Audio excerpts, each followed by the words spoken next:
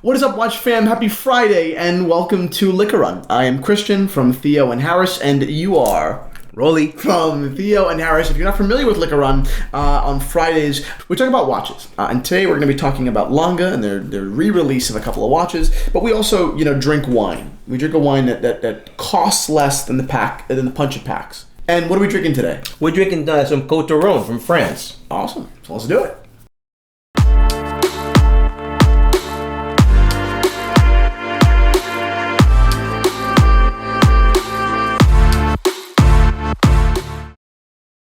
But before we jump into it, a quick wristwatch check. What are you wearing, Daddy-O? I'm wearing my gold Datejust. On a really cool strap. Thank you. Nothing else, just thank you. Thank you. I'm wearing a vintage IWC Yacht Club. Or is it Yacht Club? In my neighborhood, it's Yacht. Yeah, my neighborhood, it's Yacht.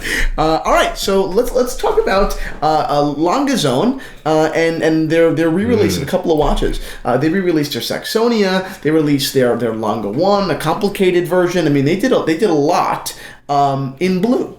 Blue crocodile straps and blue dials. And I've criticized the re-release of watches in a color and it being, headline news. Well, the re-release of color is notable, but it's not earth-shattering. Exactly, and that was kind of like my criticism of like when Tudor was releasing all these black bays, and they still are. Mm-hmm. Like when Tudor had the same watch, a watch in red, and then the watch came out in blue, and the fucking world exploded. I was like, all right, relax. They re-released the watch in a different color, But I think that in this example, this is a very, very important move for Lange Söhne. I think that this blue is not only beautiful, but it gives their brand something they've been dying for. A little bit more of a mass market appeal. I think it makes it more casual. I don't know if it makes it... You don't think that casual is more of a mass market appeal? You don't think that more people are willing to wear something that's a little bit more casual than formal? But I don't know, but still the price point is the price point. I mean, but people as a whole want to, look at what's popular. Royal Oaks are popular. Yeah. Nautiluses are popular. No one wears color right. Sure. Lange is in this, dress category. Mm-hmm. So if you can make them a little bit more approachable aesthetically, people will take the jump to wear a precious metal dress watch. But the fact that it's in blue makes it a little bit easier for you to do so. Yeah, that's true. Whereas you had the Lange 1815 in pink, but you don't mind the dress. Right? You don't mind the fact that it was dressed in watch. You like I would wear that, by the way. I know, but you like you even like the white and pink mixture. Oh, it was beautiful. Beautiful. Yeah. Because we happen to like dress watches. I'll wear a 32 millimeter dress Patek tomorrow. Mm-hmm. No doubt. Yeah, I'd wear it right now if I had it. Exactly. But many people, don't have that taste. They just don't agree. It's like an old man watch, and I'm cool with that. Mm-hmm. That's just their opinion.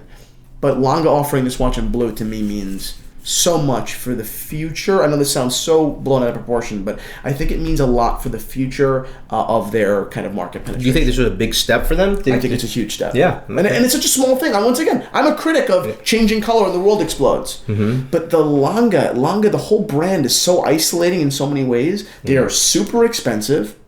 A lot of their value is based in things that most people don't even see. It's not based in perception of the public and precious metals like Rolex, for example. It's all about, the architecture and the hand finishing of a movement that no one ever sees. So the mass public doesn't appreciate a Lange. Nor do they even know the name. They don't even know the name. And further than that, because they're so dressy, people are like, okay, that's an old man watch. Whereas it in blue, I think it has a little bit more striking. It's a little bit more casual. It's got a shot to go the distance. It does. I think. So that's what I think. And we'll talk more about Lange in a second. Mm-hmm. But before we do, what are we drinking? We're drinking a Cotes du Rhone. Okay. It's fall. Yep. The food's going to get a little bit heavier. Yep. Stews, right? Braised meat, meat in the oven. Things like that. The flavor's a little bit more rich. And so I can't think of a better wine, simple wine to chat about Lange than to have a simple, Cotes du Rhone. All right. Yeah. Let's do it. And this is from the Perrin family. It's really the Beaucastel family. And they've been making wine in the Rhone region, the Rhone Valley, for hundreds of years. And for many, many, many generations. And cool. It's a solid wine, and you're gonna taste why. So this wine is a blend of Grenache, Syrah, and Mourvedre, and typically the wines in the Rhone region are blends. Sometimes up to 10 grapes go into 10 different types of grapes go into a single blend.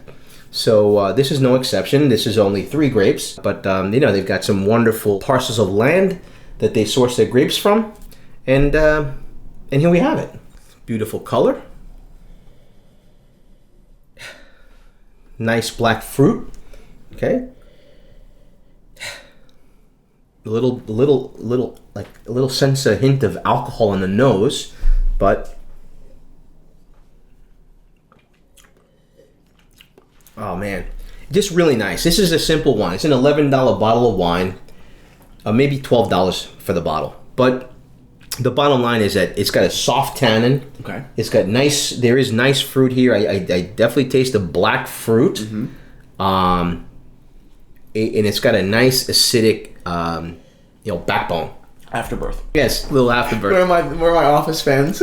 Michael Scott. Yeah. Oh yeah, afterbirth. Yeah. So you'd be drinking this all fall with the heavier kind meat. of Yeah, beef, lamb, pork. Tasty wine. Yeah, it is. It's. I like it because it doesn't have. It's not too acidic because there's good fruit here, balanced with the acid.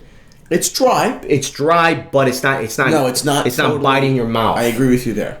So I think I like it. Okay. I like it. No, I do. Yeah. It took me a second, to be honest. I mean, okay, good. Usually with wines like this, I just feel like it takes my palate significantly longer than other wines to adjust to. Yeah. But I'm liking it now. It took me a second. It really did. It's probably opening up a little bit. But it's so is my palate. The wine as well. But I don't know. I just feel like that first taste of a wine sometimes you just don't really. You don't know what to expect. You can't. You're just like, okay, wait. Let me just step back and try to manage this. And should I like it? Yeah. It's a solid wine. Beaucastel makes highly prized wines in the Rhone region. I mean, stuff that like Lange. Right. Okay, at that level. Okay. But they'll also go down. But they also go down, and all the way down to La Via Ferrum, the wheat drink, that wine, the Magnum. Yeah, the Magnum. They go right down to the very simple, wow. Call it jug wine, if you will. But none. They don't really sacrifice on quality. They do a good job. That's great. Yeah, and this is right. This is right in their zone, man. And that kind of I've told the story on the channel before, bringing it into the not sacrificing on quality. Or I'll tell it again. It's such a good story. I was at a breakfast with a couple of watch executives. It was JLC, Lange, and Chopard. Mm-hmm. And long story short, the philosophy of finishing and of quality came up. Okay, and the gentleman from Chopard, I think a president of North America, big wig, says, kind of with his shoulders shrugged, and says, well, there are different levels of watches, which is true. We make ultra expensive, items, and we make more affordable, approachable items. And of course, there are concessions, on quality. A $5,000 watch is not a $150,000 watch, right? Which seems reasonable. That seems like a reasonable remark. Yes. And then the gentleman from Lange, who was the president of North America or president of Europe, whoever the hell he was, says, "Okay, well, I respectfully disagree." And everyone was like, "What?" And he goes, "At Lange, our opinion is that a a $15,000 watch and a $200,000 watch are different items. Right. There's no doubt. Yeah. There is a difference between the $15,000 Saxonia and the $200,000 hand wine Tourbillon. But that difference does not come in finishing. It does not come in quality. It comes in the size of the package. What is being included? What are the complications going on here? How long did it take, to not only manufacture this watch, but develop the technology behind it? That's fine. Mm-hmm. But what is actually in it is of the same quality. And that was a really cool, that was like, it was...